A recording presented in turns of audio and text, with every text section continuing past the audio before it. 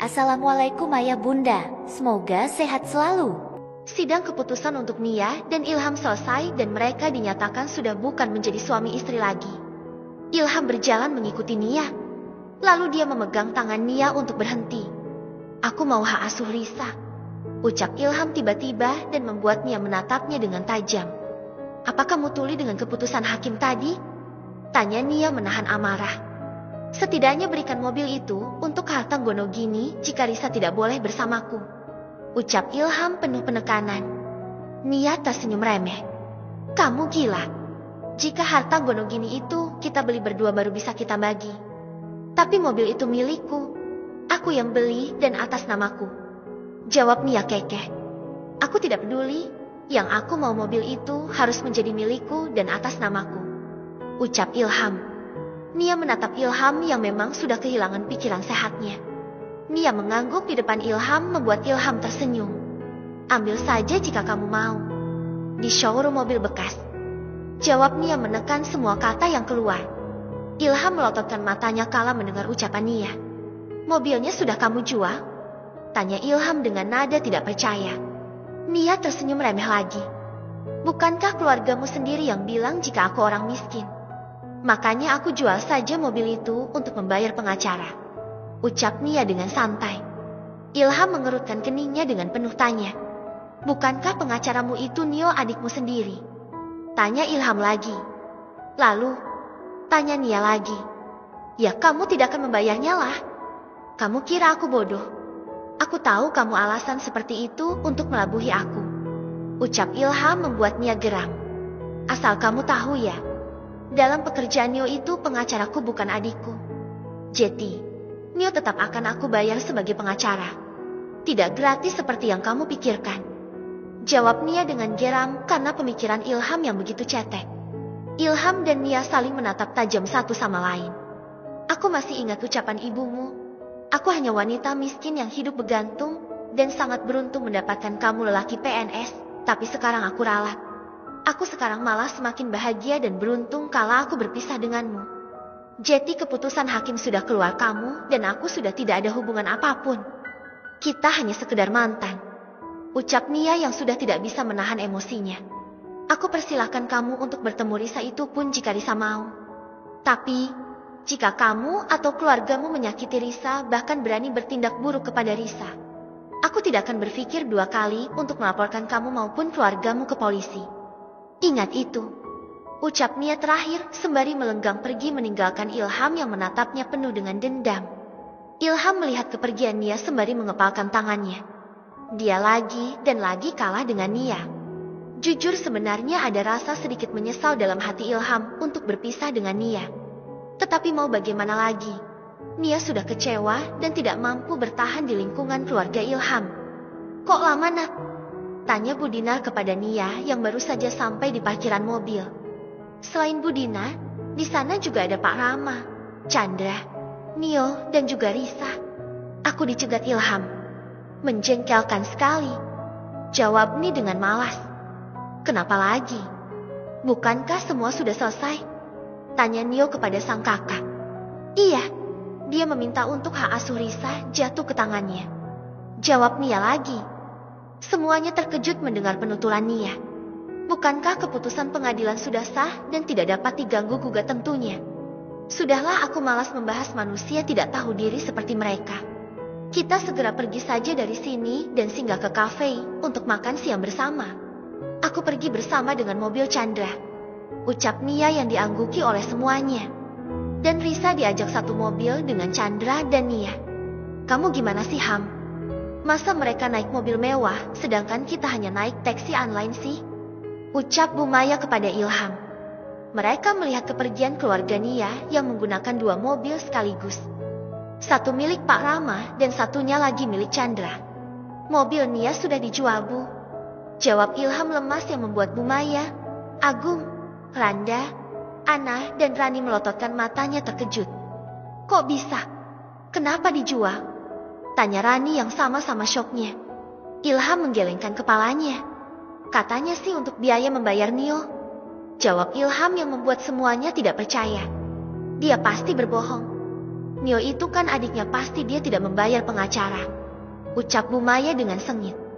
Jika dalam pekerjaan Nio adalah pengacaranya bukan adiknya, dia bicara seperti itu. Jawab Ilham seperti dengan perkataan Nia tadi. Semua yang mendengar ucapan Nio pun hanya menggelengkan kepalanya tidak percaya. Nia yang dahulunya wanita lemah dan mudah ditindas kini berani melawan mereka. Ibu tidak akan tinggal diam. Kita labrak saja dia. Jika kita tidak bisa mendapatkan mobil itu, setidaknya kita meminta uang hasil penjualan mobil tersebut. Ucap Bu Maya. Tidak bisa, Bu. Ibu lupa keputusan hakim tadi. Bahkan aku saja tidak tahu kapan Nio merekam ucapanku. Jika kita kekeh meminta uang ke Nia sepersen pun, yang ada kita malah dilaporkan ke polisi. Kita saja sudah kalah telak. Bukannya untung malah buntung. Jawab Ilham yang membuat Bu Maya mengurungkan niatnya. Ilham benar dia takut dilaporkan ke polisi. Keluarganya bukan main-main jika sudah berkata. Terus bagaimana Ham? Mas juga ingin menjadi manajer di perusahaan milik Nia. Kamu ngertiin dong. Jeram Agung yang rencananya gagal total. Ilham menoleh ke Agung dengan tatapan nyalang. Mas minta agar aku ngertiin Mas. Sedangkan nasibku lebih buruk daripadamu. Tanya Ilham yang membuat Agung bungkam. Mas bekerja menjadi manajer. Saat aku masih bekerja, keluarga Mas aku yang kasih makan. Kebutuhan rumah aku yang menanggung. Bahkan biaya kuliah Rani walaupun kecil itu saja aku yang mencikupi. Tetapi setelah aku dipecat, aku seakan-akan menjadi anak tiri. Kalian makan enak, pergi ke warung. Apakah kalian memikirkan aku? Tidak.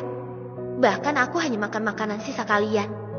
Jika Mas merasa Mas memiliki nasib yang buruk, apa kabar denganku? Bahkan hidupku sudah tidak layak dikatakan kehidupan. Lanjut Ilham yang membuat semuanya terdiam bungkam untuk menjawabnya. Apa aku hidup di rumah ibu hanya untuk mesin ATM keluarga saja? Sampai aku rela mengikuti semua ucapan ibu, bahkan untuk bercerai dan menelantarkan anakku. Aku kecewa dengan balasan yang kalian berikan. Ucap Ilham lagi, bahkan dia berani berkata seperti itu di hadapan Randa. Aku akan mengantar Randa pulang. Aku sudah memesan taksi 2. Satu untuk kalian semua, satu lagi untukku dan Randa. Ucap Ilham lagi. Oh ya, jangan lupa bayar taksinya Mas Agung. Lanjutnya sebelum menarik tangan Randa pergi. Agung pun melototkan matanya kala mendengar ucapan Ilham. Di dalam taksi Ilham dan Randa saling diam. Randa yang bingung dengan keadaan dan Ilham yang melamun karena memikirkan keadaan. Mas, panggil Randa tetapi dipotong oleh Ilham. Besok aku akan tetap datang ke rumahmu. Apa tidak apa-apa jika kita melangsungkan ijab walau hanya siri saja? Tanya Ilham. Randa yang mendengarnya pun tersenyum lega. Dia sebenarnya juga ingin mengatakan tentang itu. Lalu Rand menganggukkan kepalanya sembari tersenyum palsu di depan Ilham.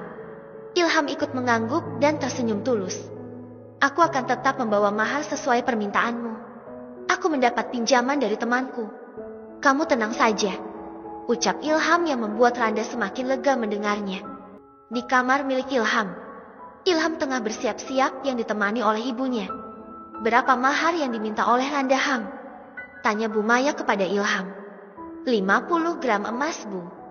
Jawab Ilham dengan gugup membuat Bu Maya terkejut. Maaf Bu, aku berbohong. Batin Ilham dalam hati. Kok besar banget? Bahkan saat kamu dengan Nia dahulu tidak segitu besarnya. Ucap Bu Maya yang terkejut. Randa dan Nia berbeda, Bu. Ibu tenang saja. Jika aku menikahi Randa.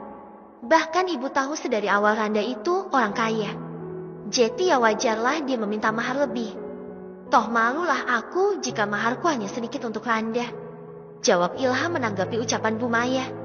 Lagian ya Bu, ayah Randa itu adalah juragan buah. Dia memiliki kebun buah yang sangat luas. Jadi nanti aku bisa untuk meminta Randa agar ayahnya mau mengisikanku mengelola kebun buah itu.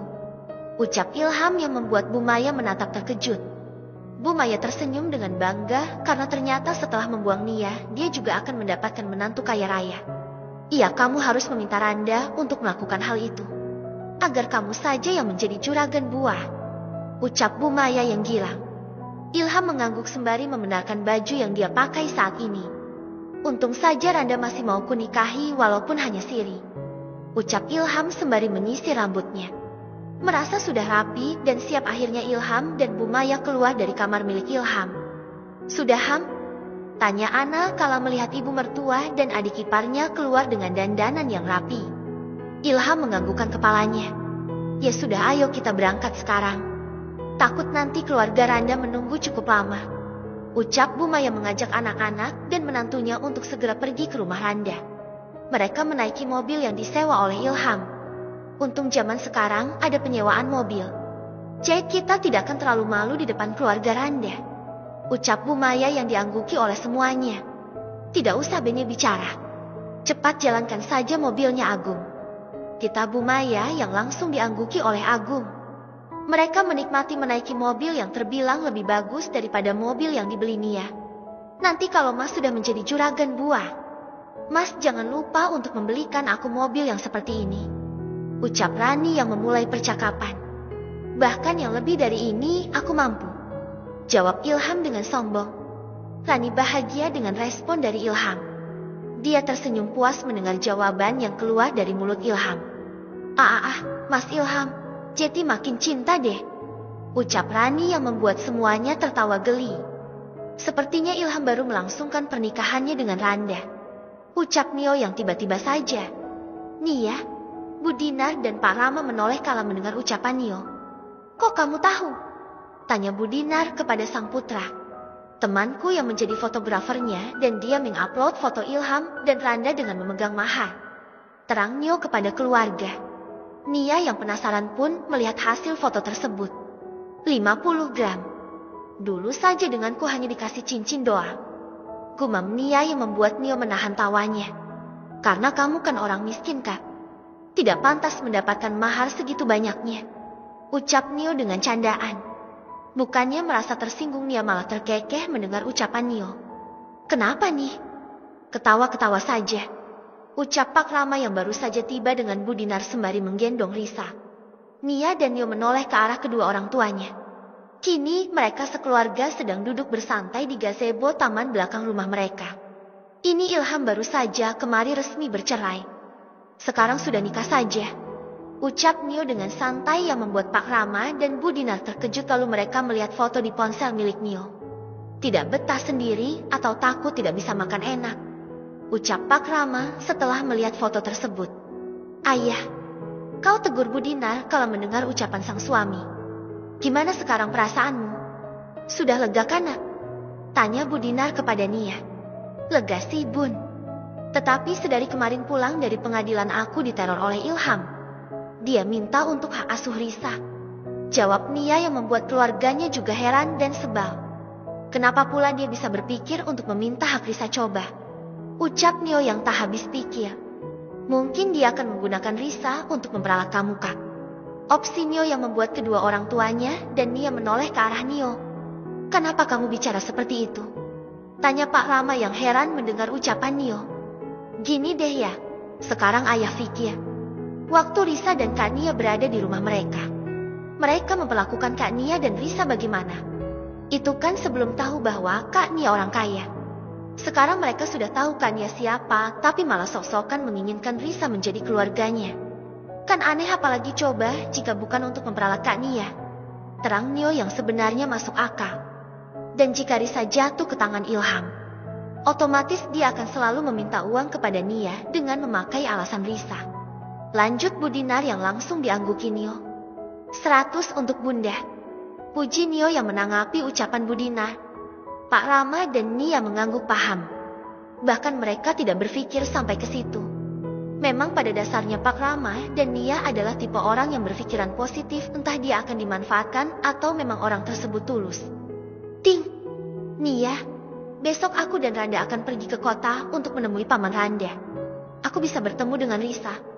Jika tidak mau bertemu di luar, kamu kirim alamatmu saja nanti biar aku yang ke sana," isi pesan Ilham kepada Nia. Setelah Nia membacanya, dia langsung menoleh ke keluarganya. "Baru saja dibicarakan, dia sudah mengirim pesan ke aku," ucap Nia sembari memberikan ponsel kepada ayahnya. Pak Rama membacanya, setelah itu diberikan ke Nio dan Bu Dinar. "Kok sebisa itu dia dengan gampangnya minta untuk ketemu Risa?" ucap Pak Rama yang heran. Nia menggelengkan kepalanya tanda tidak tahu. Risa besok mau ketemu dengan papa nak? Tanya Pak Rama. Risa yang merasa dipanggil pun menoleh ke arah opanya. Lalu dia menggelengkan kepalanya dengan polos. Aku main saja dengan Oma di rumah. Papa pasti akan mengajak Dini nantinya. Ucap Risa dengan polos. Papa tidak akan mengajak Dini nak. Ketemu sama papa ya sebentar saja. Nanti diantar mama dan Oma bagaimana? Bujuk Nia kepada Risa. Mau bagaimana Nia tidaklah setega itu untuk memisahkan Risa dengan sang papa. Risa anak perempuan sudah dipastikan dia akan membutuhkan Ilham suatu saat nanti. Walaupun dia tahu ucapan Bu Maya kemarin bertanda tidak akan diizinkannya Ilham untuk baik kepada Risa. Risa diam sebentar seperti sedang berpikir. Lalu dia menganggukkan kepalanya dengan pelan. Tapi benar dengan Oma dan Mama kan? Tanya Risa memastikan dan diangguki oleh Nia dan Bu Dinar. Dan juga papa tidak akan mengajak Dini kan? Tanya Risa lagi. Kali ini Nia tidak yakin. Tapi mau tidak mau dia harus mengangguk dengan ragu. Risa mau, tapi jangan bawa Dini. Aku akan mengantar Risa di taman bermain. Kau temui saja kita di sana. Dan tolong jangan kecewakan Risa. Balas Nia yang langsung dibalas lagi oleh Ilham. Iya, aku janji tidak akan mengecewakan Risa. Nia, besok saja aku kabari jika sudah pergi ke kota. Balasan Ilham yang hanya dibaca oleh Nia. Tanpa ada niat untuk membalasnya. Bab ke-41. Ilham dan Randa telah bersiap-siap untuk pergi ke kota. Tetapi Ilham dibuat kebingungan karena Dini yang merengek meminta ikut dengannya. Om dan Tante itu ada urusan sayang di sana. Bukan untuk bermain-main ataupun liburan. Bujuk Ilham kepada Dini. Dini tetap kekeh ingin ikut dengan Ilham. Randa, Bu Maya, Ana dan Agum dibuat pusing dan risih karena tangisan Dini yang semakin kencang. Sudahlah Ham, kau ajak saja Dini. Toh dia pasti tidak akan merepotkanmu.